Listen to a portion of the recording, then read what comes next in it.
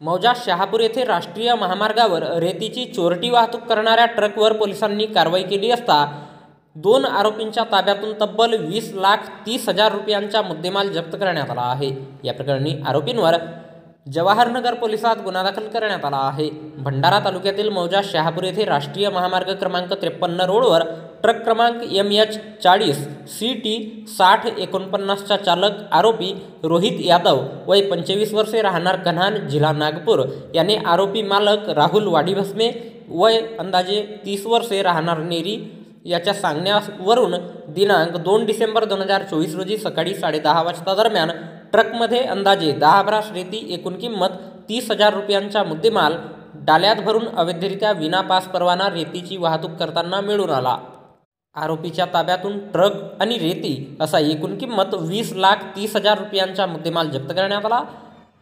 या प्रकरणी मंडळ अधिकारी नरेश मंडारी वय 45 वर्षे यांच्या लेखी रिपोर्टवरून पोलीस स्टेशन जवाहरनगर येथे गुन्हा नोंद करण्यात आला असून या घटनेचा पुढील तपास पोलीस हवालदार कडव हे करीत आहेत।